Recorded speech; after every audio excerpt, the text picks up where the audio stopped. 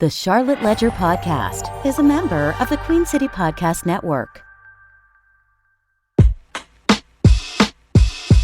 Hey, Tony Messia with the Charlotte Ledger, and you're listening to the Charlotte Ledger Podcast.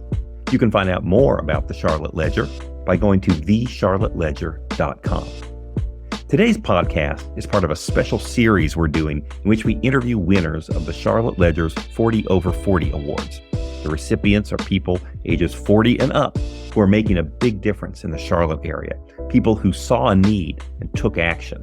The winners are chosen by an impartial panel of independent judges. We accept nominations in January and celebrate the winners in an in-person event in April. You can find out more about all of that at ledger40over40.com. The host of today's podcast is Steve Dunn. In his day job, he's a mediator who offers dispute resolution services through the Charlotte office of Miles Mediation and Arbitration. Enjoy. Hello, this is Steve Dunn, and welcome to the Charlotte Ledger Podcast. I'm honored today to be joined by Kim Aprill, Executive Director of Feeding Charlotte. Welcome, Kim. Thank you so much for having me. Kim, you moved to Charlotte in 2001, and you came from Buffalo, New York. And as soon as I saw this about you, I've just been dying to ask you if there is an organized program of Buffalo to Charlotte, or if this is something that has just happened spontaneously. And the reason I ask is because I've met so many people from upstate New York, and I thought it was just me. I thought my friends and friends of friends got introduced to me by each other, but I have learned over the years that I'm not the only one who has a network of friends from upstate New York. So how is it for you as someone who made that journey yourself? Well, it's amazing. It's a lot about the weather, of course, as you can imagine. I think at the time I moved in 2001, I kind of followed some of my friends, actually. And it's a similar sized city and a similar feel, but much better weather. So I think that's the main draw, because just imagine the weather up there is not the best. And my mom, actually, who had not moved out of her house in 52 years in Buffalo, just moved to Charlotte this past April. And she is so happy here. I think the weather is a big draw. Well, welcome. We're glad to have you.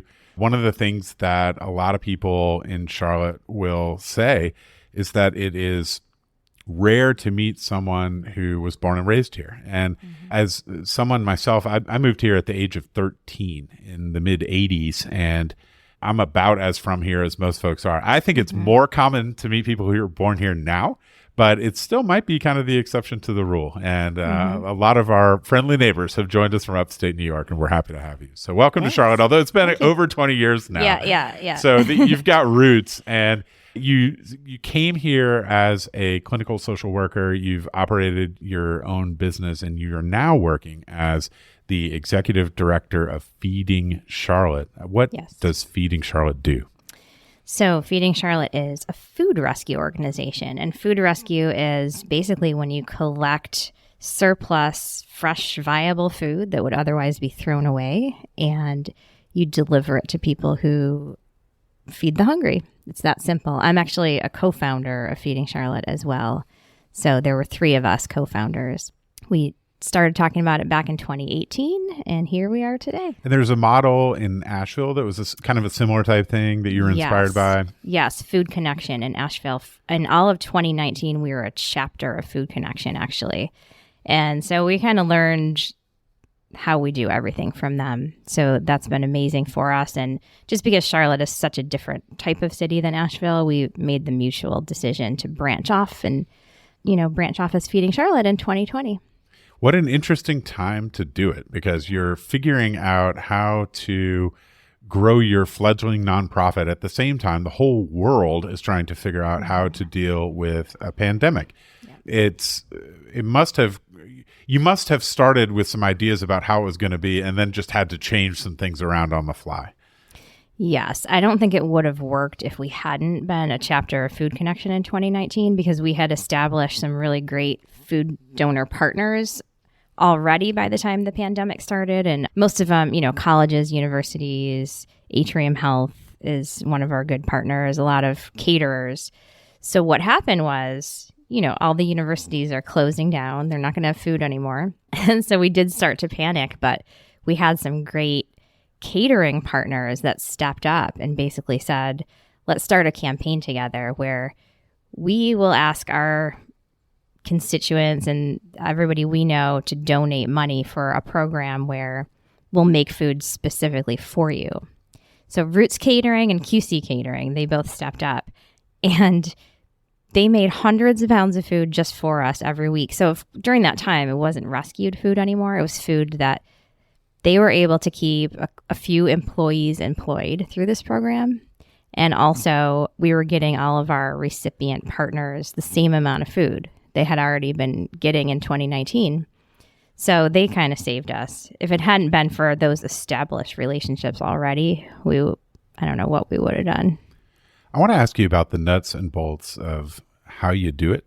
But to set the stage for this, there's a statistic on your website that was very unsettling to me, and that is that 40% of the food produced in the United States is wasted. Is that, first of all, is that accurate? Yes. I find that extremely difficult to believe and concerning, and I wonder what's going on to allow for something like that? Like what I would consider to be the normal operation of economics and markets, would not allow for that. We would find ourselves rather in a situation where prices are much lower or something. There must be some sort of logjam out there to allow for this condition to exist. Do you have a sense of what's going on? Well, in our case, so we specifically collect surplus prepared foods. And that's a little bit different from some other food rescue organizations where you're getting leftover produce and things like that from grocery stores. In the case of grocery stores with produce and dairy products, they just have an expiration date if it hasn't been sold by then. But, people are finding that those aren't actually accurate. The food will still actually be good for several days, at least, after they have to be pulled from the shelves. And then with produce, there's a lot of things about the way the produce looks that's ridiculous. It can't be, the banana can't be warped in any way or people won't buy it, just crazy stuff like that. So I guess what you're saying is that a lot of the market-driven decisions to waste food are based on consumer preference and also, I guess, some really like the appearance of freshness, whereas as opposed to the literal suitability of the food for being eaten, right? Yes, exactly. So people don't want it, or the stores don't want to sell it. And so what I think I'm hearing you say is that they pull the trigger a little more quickly than they really need to on some of these products. Absolutely. And in the case of the prepared food that we get, so we collect food from cafeterias, that have large amounts of food for, their employees, their students, things like that.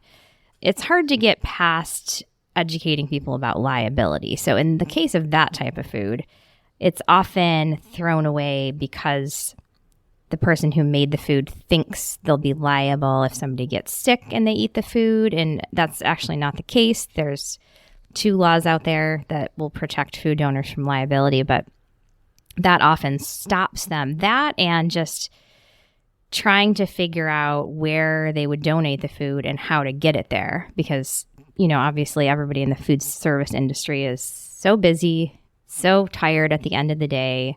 They don't usually want to throw the food away, but they don't know what else to do. They might give some of it to employees to take home, but that's not enough.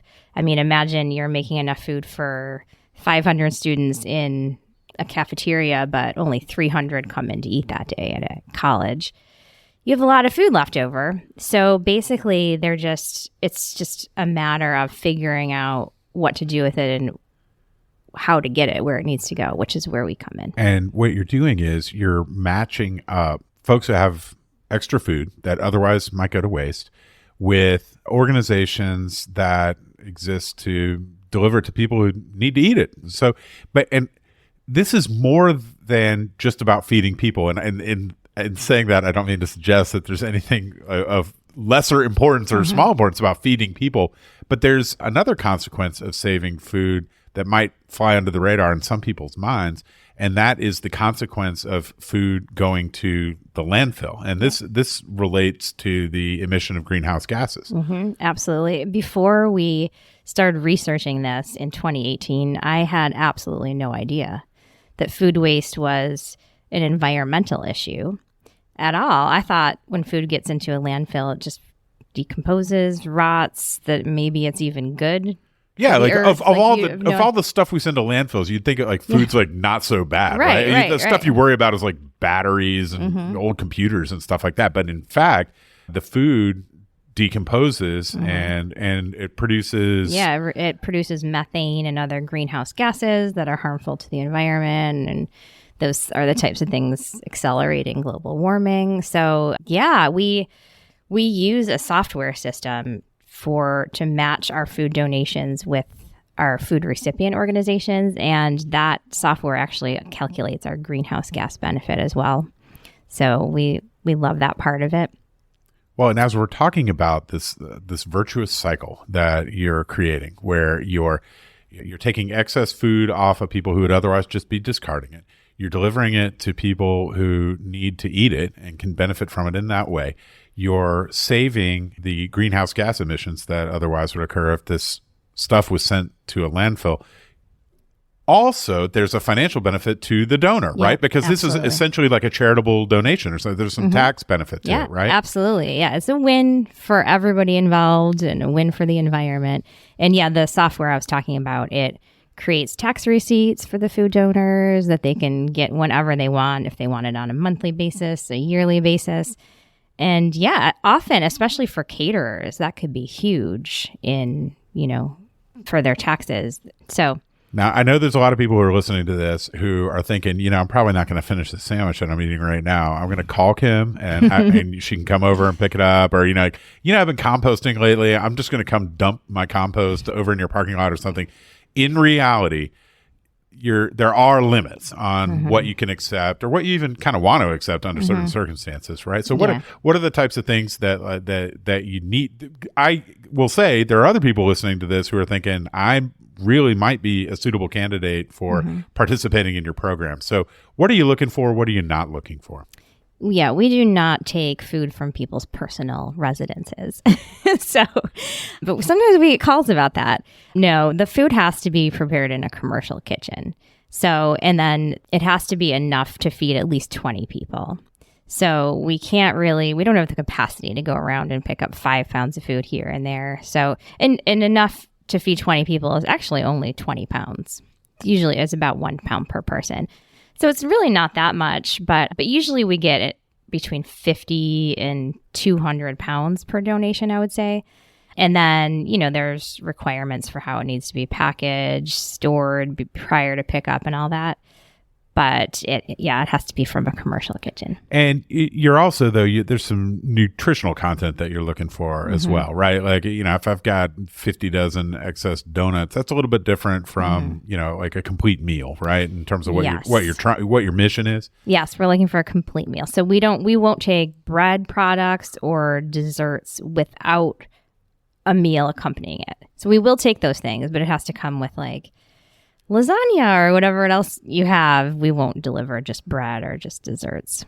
So let's talk about how you actually do it, right? Okay. There's an aspect of it that is controlled by software where you're matching up donors and recipients, right? But then you're also providing the distribution itself, like you're picking up and delivering the food, right? Yeah, our system relies completely on volunteers. So I think right now we have about 90 registered volunteer drivers, and they register in our software. It's called Chow Match, and they have to take and pass a food safety quiz in order to be eligible. And so that's really good for us. But essentially, a food donor goes in and posts what they have, what leftover food they have, how much it is, and what day and time it can be picked up. Based on that information, it matches with one of our food recipient partners, which is another nonprofit that's feeding the hungry. And the match is based on, the type and amount of food, when it can be picked up, all that. And then an alert goes out to all our volunteer drivers that a food rescue is available, essentially. And they can go in and sign up for it. It usually only takes 5 minutes for a food rescue to get signed up for. They go straight to the food donor location, pick it up, put it in their car, drive it straight to the food recipient, just straight from point A to point B. So at this point in time, we don't have our own refrigeration or centralized location. That is actually coming this year. But right now, it just goes straight from point A. So if we didn't have all these volunteers, we could not do it. Well, what's coming up then? Are you gonna have a location where a central point where you can pick up the food, bring it back, store it properly, and then send it out wherever it needs to go? Yes, we are going to be a part of something called the Hunger Hub. Beginning in August or September, we'll be able to move in there. And what I describe it as is essentially a co-working space for nonprofits working in the area of food insecurity. So we're kind of all going to be together, sharing space, and if we need refrigeration, counter space to repackage food and things like that. I can't say that much more about it at this moment and who else is involved. I'm not allowed yet. There's some pretty large organizations involved, but we're really excited about it. It's going to be a game changer. We'll be able to collect much more food. We'll be able to collect food after hours, things like that. You alluded to a term that food insecurity. You mentioned the concept of food insecurity. And among all the alarming statistics on your website are a few that relate to food insecurity. What does that term mean, and how prevalent is it here in Charlotte? Food insecurity means that somebody does not know when their next meal will be or where it will come from. And that could be just for one day, and it could be long term. So that's all it means, is that think about a family and you're trying to figure out what your kids are going to have for dinner that night. And most of us are fortunate enough to just know, all right, I don't have anything, I'll stop by the grocery store. That just means you can't stop by the grocery store. There's not enough money because you need to pay a bill instead, or you just don't know. So in Charlotte, Mecklenburg County, the rate of food insecurity is 15%. So it is very high. That's up since the pandemic began. Prior to the pandemic, it was about 12%. So it's gone up. How did you get involved in this work? You came to Charlotte as a clinical social worker. You've operated your own business, the Natural Wonders Play Studio, and at some point you decided to get involved in the cause of rescuing food. How did that happen? Well, it's kind of a funny story. I was actually sitting down the day I thought about this to update my business plan for Natural Wonders Play Studio, but I was totally procrastinating. I was not into it at all. My husband was on a business trip in California, so he called me and he was like, this is really weird. I've been going to all these restaurants here that have stickers in the windows that say, we are a 0% food waste restaurant. And since I'm trying to procrastinate the business plan, I'm like, oh, I'm going to research what that means. I have no idea what that means. And that's when I found out these alarming statistics, like 40% of all food goes to waste. I didn't know that till this day. And then I immediately just started thinking about all the families I've worked with as a social worker when I would do home visits who had no food at all in their refrigerator, didn't know how to feed their kids. And it just really upset me that there's so much food going to waste. And I was like, we have to connect these dots and figure out how to get this food to the people who need it most. So we have enough food to feed everybody. It's just a distribution problem. And then this is the funny part. I wrote a Facebook post, just random Facebook post that said something like, so if someone were to figure out how to take excess food and deliver it to people who need food, does anybody know how to do that? Or would anybody want to help me? And my two co-founders commented on the Facebook post and they were like, we would love to help you figure that out. And so we met for lunch the next week, got all excited about the idea. And at the end of our meeting, we were like, well, what would our name be? And we thought of the name Food Connection. So I Googled it and I'm like, oh, there's one that exists in Asheville and they're doing the exact same thing. So I called up the executive director of Food Connection. We had a 2-hour-long conversation and she was like, why don't you guys come to Asheville and shadow us, see what we do? So 2 weeks later, we were in Asheville for 3 days and here we are. Yeah, here we are. What serendipity that is. Are there There must be other organizations around the country. You mentioned a software that you use. What is it? Grub? It's called Chow Match. Chow. Yeah. Okay. Sorry.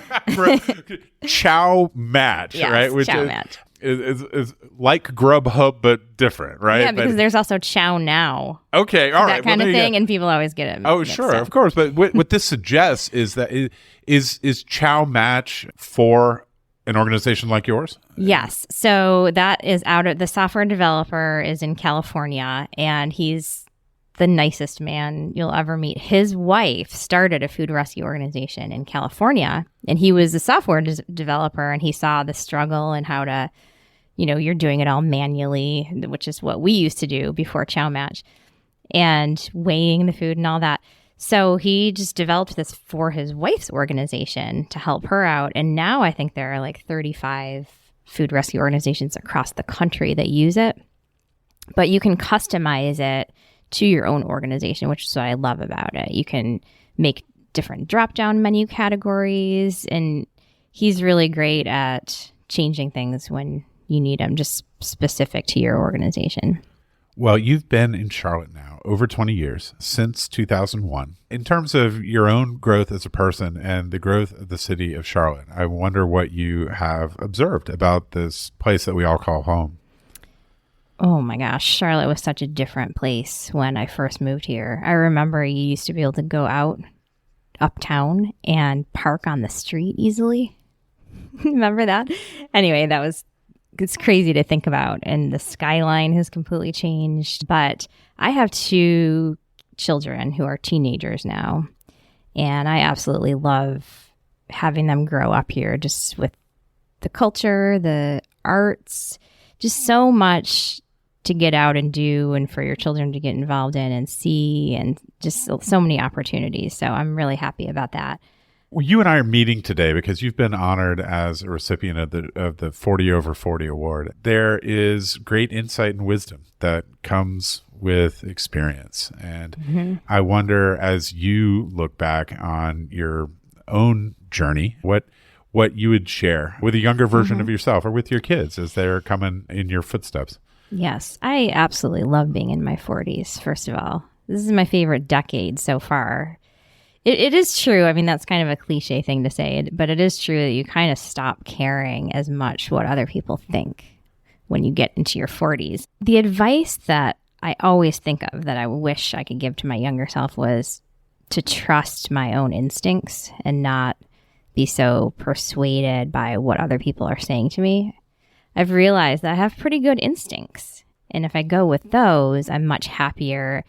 And that relates to so many parts of life. Parenting is one of them. People are always spouting parenting advice out to people. And when my children were really young, I used to listen and then feel bad about myself if I wasn't doing it that way. And now I'm just like, I think I have good instincts, and I'm going to go with this, and I feel better about it, happier about it.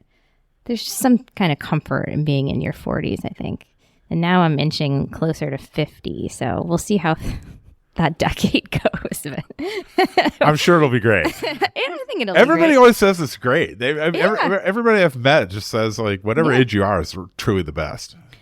I mean, I have no problem with aging at all. I'm not one of those people that's upset about getting older. I think it's great. I think people get better as they get older. Yeah, I agree completely. I mean, there are challenges with getting older. There are things that happen more often when you get older that are, life is a harrowing journey for all of us, for sure.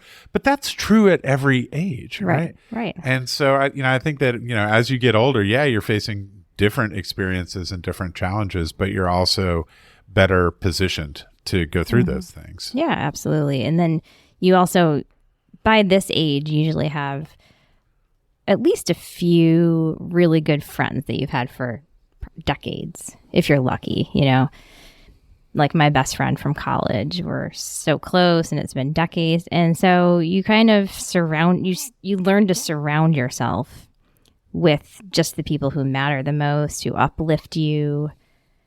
And, you learn how to create the life that you want a little bit better, I feel like, with the people.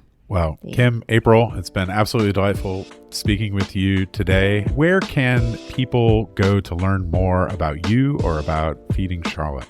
You can go to feedingcharlotte.org, and I think there's a wealth of information on there. Well, thank you so much. Congratulations on being a 40 over 40 award winner, and thank you for spending some time with me today. This has been fun. Thanks for having me. That's it for today. The Charlotte Ledger podcast is produced by Lindsey Banks. You can find out more about the Charlotte Ledger at thecharlotteledger.com. And you can find out more about our 40 over 40 awards at ledger40over40.com. QueenCityPodcastNetwork.com.